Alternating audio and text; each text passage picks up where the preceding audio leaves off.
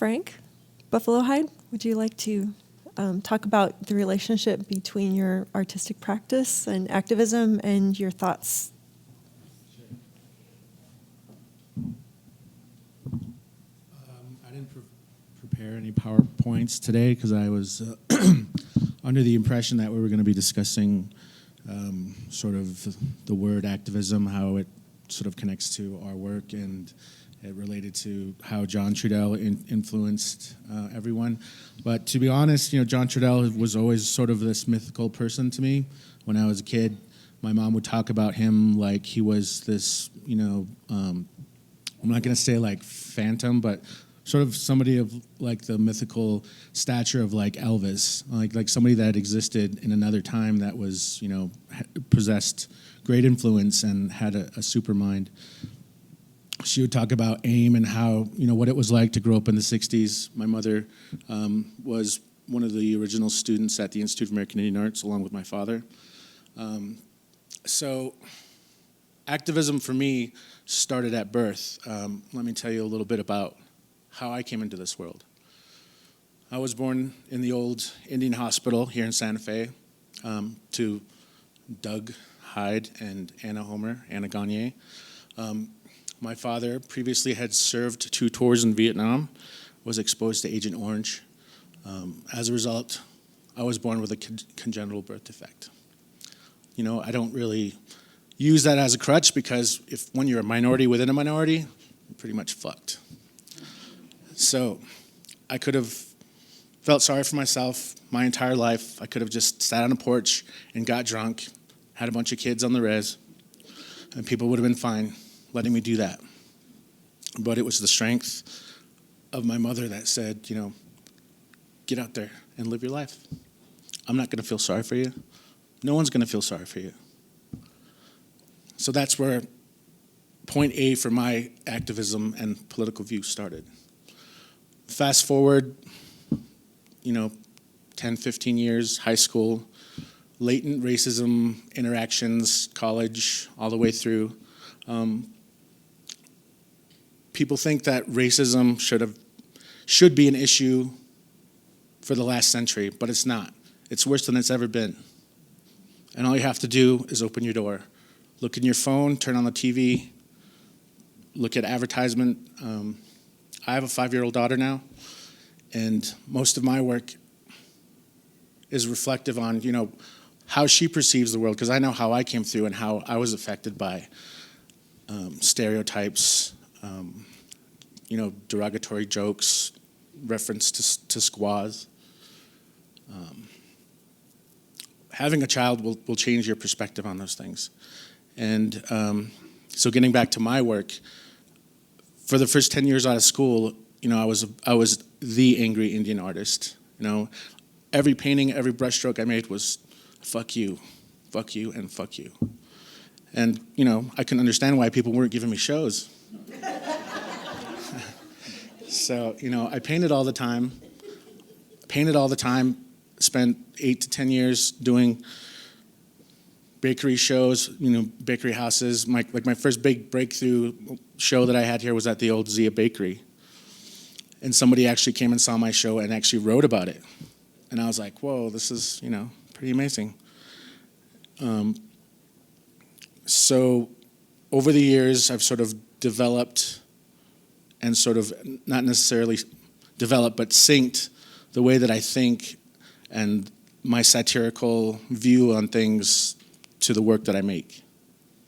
And so I realized that, rather than being didactic, you get your points across a lot easier with a little subtlety. So my paintings became very layered, not as, overtly angry, but, they still are taken that way. As recently as last year, a gallery on the plaza told her art director, after she'd seen my work, and he was pushing for me, he was like, I really want to give you a show. He's like, well, let's just say you have a show. Just give me the work. He gives it to her. She says, I don't want any angry Indians in my gallery. And I was like, are you shitting me? 2013. I was like, yeah, natives are angry anyway, but, I'm like, I'm probably one of the few that's not really lying about it. And so I just said, I went back to square one, and it sort of really shrunk me down to that first few years out of college, like, fuck you, and fuck you. But I just collected myself and said, you know what? The National Museum of the American Indian, Smithsonian, purchased 13 of my paintings, one full show intact, about 3 years ago. And the show was about Native Americans on film. And there were prominent roles by Native and non-Native Americans in cinematic history. So I went through, you can Google this, it's all online. If you want to see my work, Frank Buffalo Hyde, all over the place. But you go from Sasheen Littlefeather explaining why Brando refused the Oscar, to Lou Diamond Phillips in Young Guns, to Smoke Signals. So Native and non-Native actors and characters throughout cinematic history. And getting them to buy it was sort of an experience as well, because the curators have been talking to me for years, and they've been like, you're on the list. You're going to be in the collection someday, but you're on the list. And I was like, okay, if artists know what the list means, it means, get out of here, kid, you're bothering me. But eventually they did happen, and so the curators came over, and then finally the director came over, and they said, well, which pieces should we buy? He's like, we shouldn't separate this show. It needs to come in one piece. And I said, okay. What was I going to say? It's like, absolutely not. So, they got it. It's in storage. I don't care if they ever show it. I know it's there. It's in their archives right next to Andy Warhol's portrait of Russell Means, which is pretty badass. But, activism, being political, you can't be in a minority without being political, number one. Because, as much as people like to think that it's not a reality, it's worse than ever. Having an African-American president really galvanized everybody in this country to not be so subtle about how much they hate minorities. And so, as much progress as we've made, it's the same as it ever was. And social media is good for spreading good around the world in seconds, but it's also good at spreading hate around the world. And every time, I settle into, okay, this is a body of work. I'm going to do non-angry Indian art shit. I'm doing landscape. I'm making stencils. I'm doing some cool stuff that I've always wanted to do. And somebody on social media or in popular culture comes dancing out in a fucking headdress, and it starts all over again. It's like, the artistic equivalent or the pop art equivalent of seeing the bat signal. I'm like, oh, shit. When are these people going to stop doing this stuff? And it's like, for 20 or 30 years when we were growing up and becoming of age, there was this cultural awareness that, everybody was so culturally aware of not offending anybody. But I don't know if it's social media or if it's, everybody passing out awards for participation for 20 years, but now there's no repercussions for using people's culture. There's no repercussions to offending anybody. Kids don't even think about offending anybody these days. It's like, that's the last thing they think about. How many likes do I get? Is the first thing. So I think I'm doomed as far as that goes, I'm not ever going to be a happy Indian artist. My daughter might be. In fact, I think she and my wife are 4 times the artists that I'll ever be. Everything these days that I do and that I've ever done is for the people that are coming up from behind me. The artists that make choices now that are just coming out of art school, I hope they don't ever have to pander and just put out 20 or 30 portraits of Curtis's postcards to pay the rent. Because honestly, that's demeaning. It's like the art equivalent of being a prostitute. And I could say that because I did it. But when you're an artist in this town, there's certain things, expectations of you. And if you come from an artist family, somebody's known for a certain style of work, there's an expectation to continue that style of work. For whatever reason, I chose not to do that. And it's just not who I am. It's not the way that I'm made. And my mother had a lot to do with that, saying, be your own person. Make your own choices. Live your life. Get out there and fight. And art is how I fight.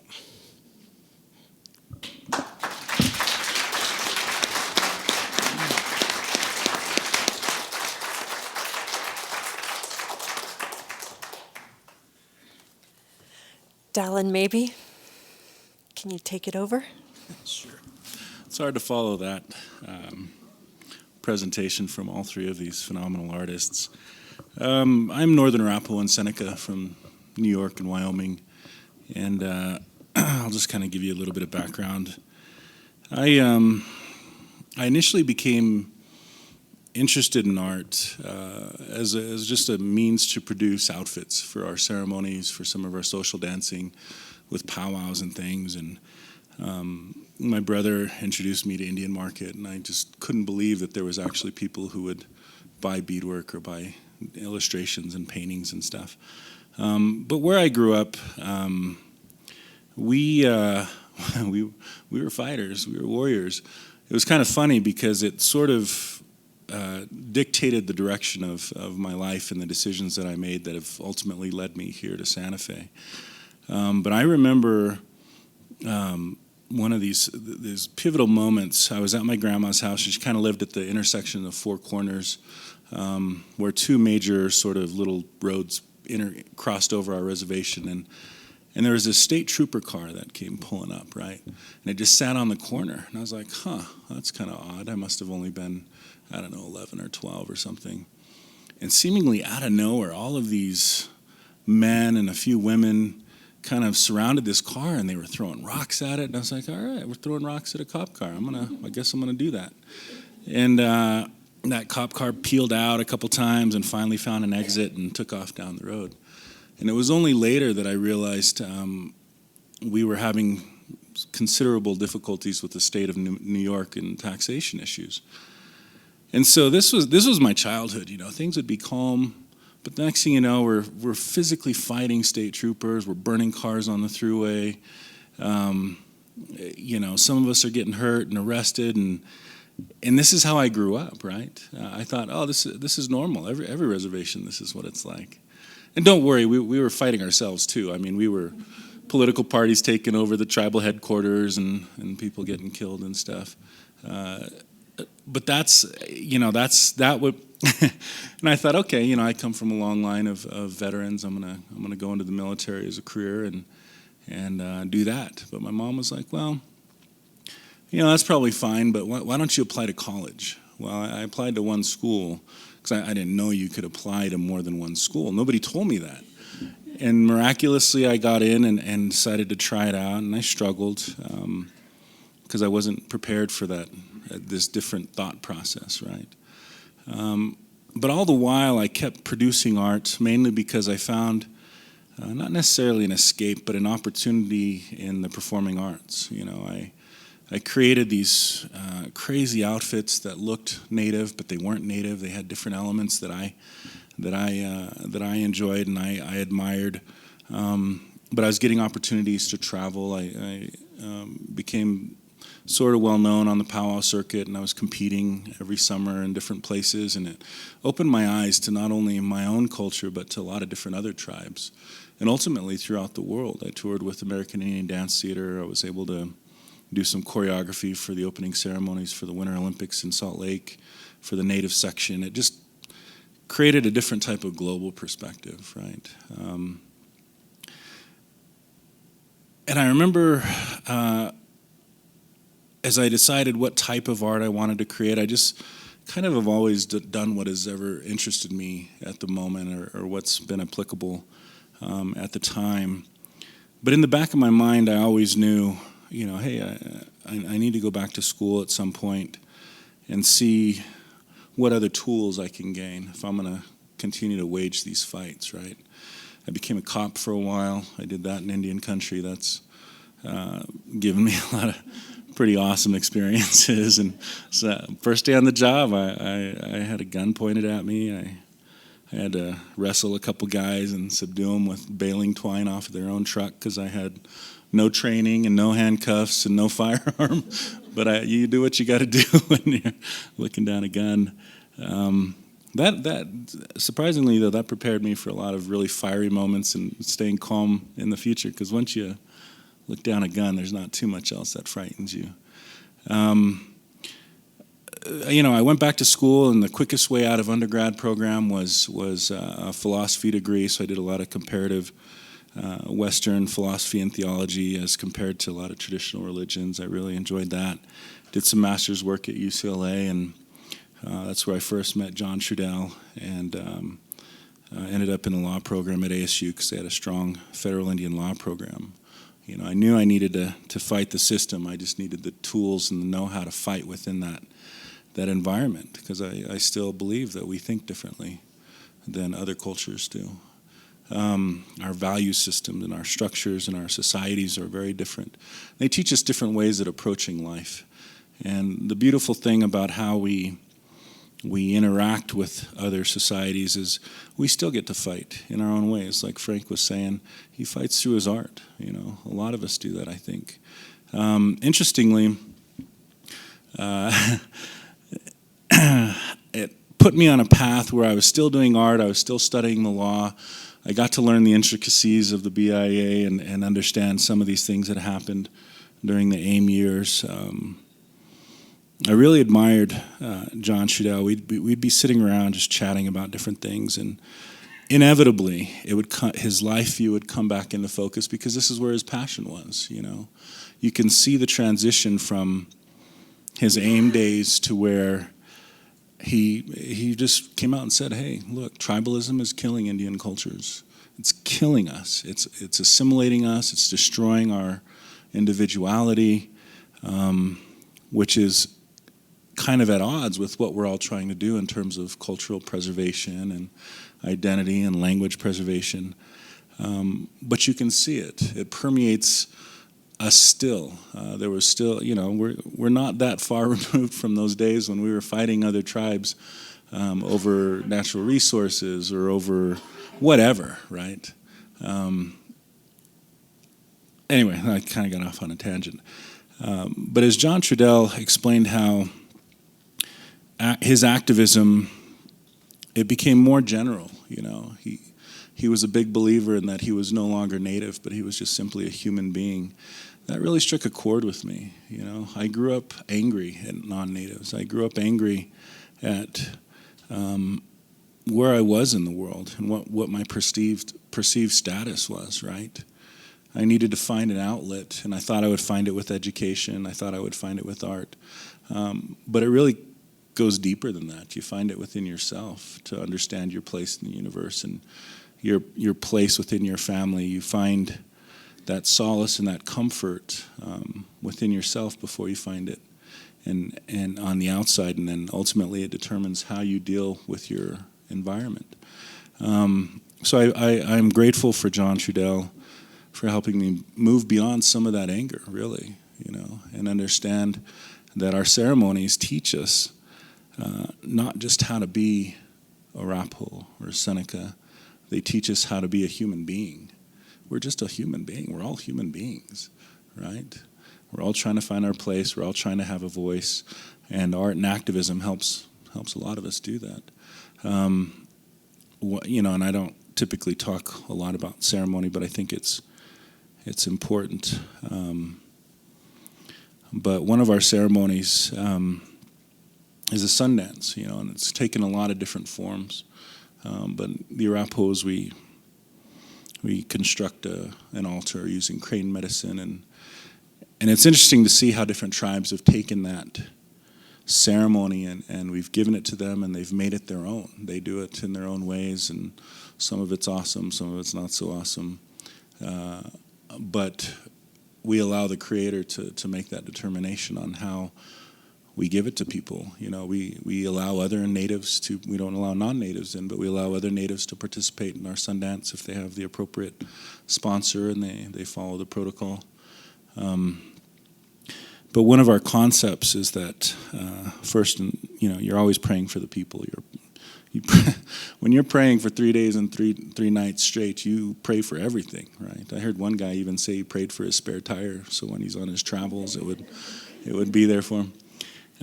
But we're taught that you know, as a human being, as the people, you pity the other people, and so when you're standing before God with your eagle fan and the only other possession you have is humility,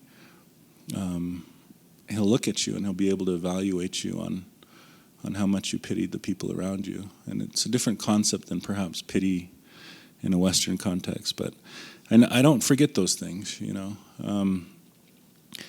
I really appreciate how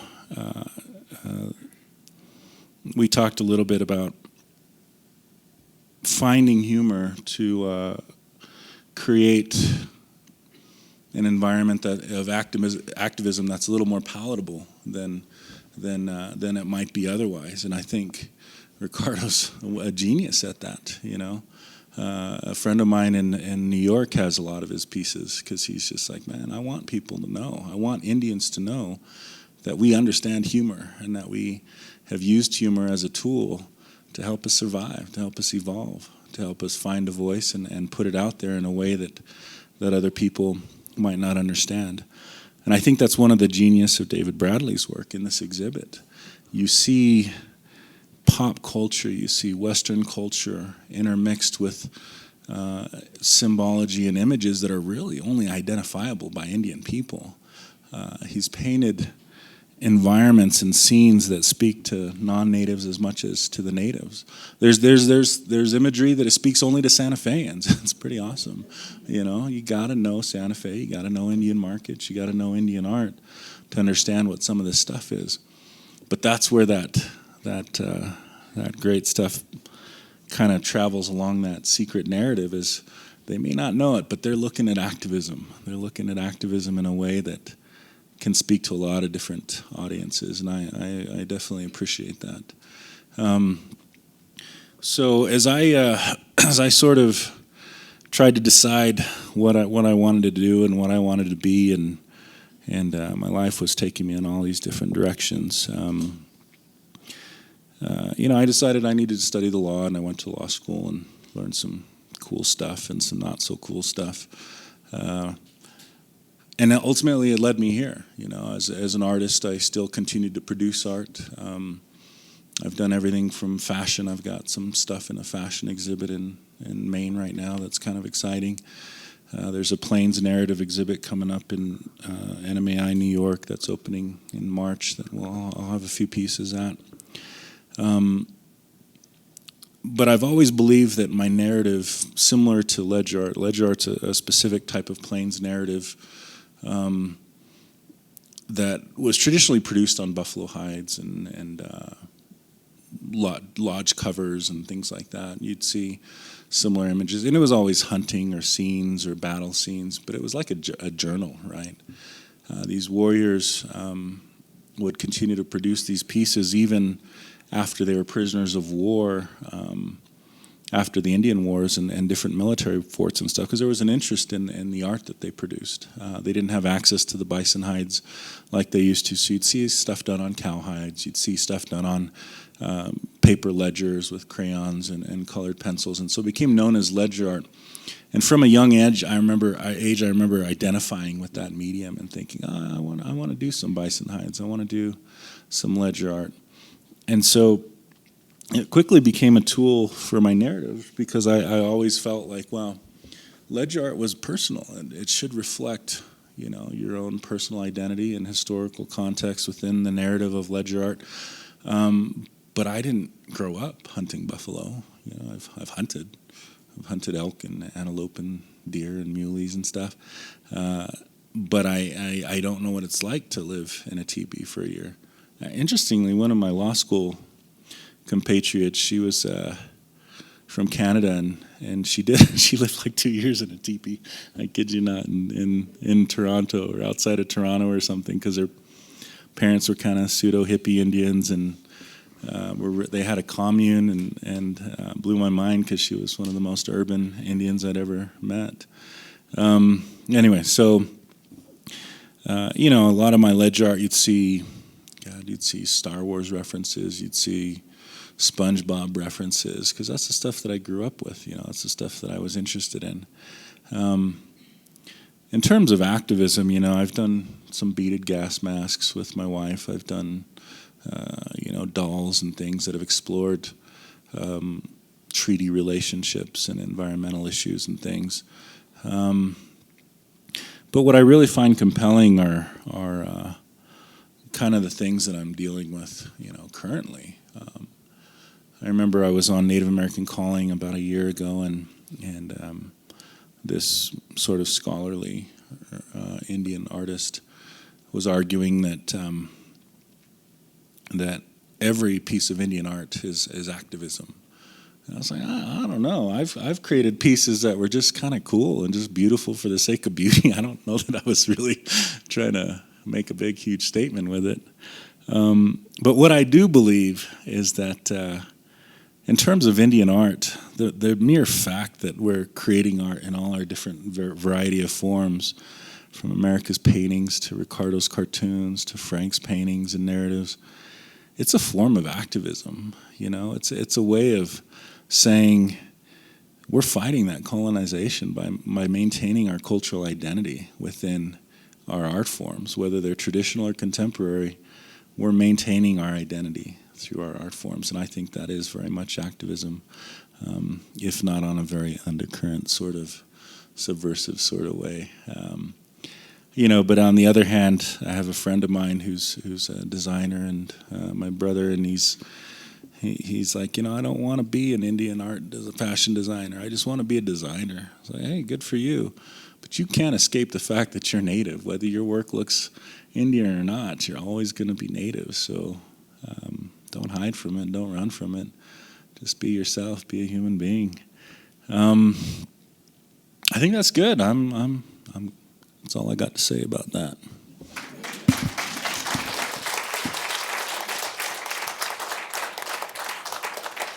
We have just about 10 minutes for questions, so I'd like to open up for questions.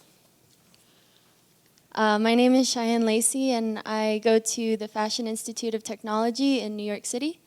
And this summer I went to I wrote down my question. This summer I went to the White House Tribal Youth Gathering, and I met a lot of fiercely motivated young Native people who are really interested in helping their tribes. And as a result, I was inspired to represent artists, young artists in the reservation. And I was just wondering, what advice do you have for young Native artists who may feel like they haven't found their place in the modern indigenous world? And what can we do to inspire them to, firstly, believe in their art, and then secondly, use it as a means to answer some of the questions that they have about their place in the world? Thank you. I'm Navajo. I think it's not a bad thing if you haven't found your place. That means maybe there's a new place that you can fill that hasn't been before. The most valuable thing you can do is lend your time. When I was starting to do this in town, there was a different climate, and some of the older artists were a little threatened, and they were just kind of like, this is my stuff. These are my collectors over here. Like, you stay over there. And it's like, so I made a conscious effort to sort of demystify that process. If I have a collector, I'm always introducing them to people that, come and talk to me or have questions, or if I like their work, I'll say, hey, you should take a look at this person's work. I think they're doing good work. There's no substitute for time. And showing any sort of support that you can have, even if it's just a conversation. You won't believe how a short 5-minute conversation can change somebody's life forever.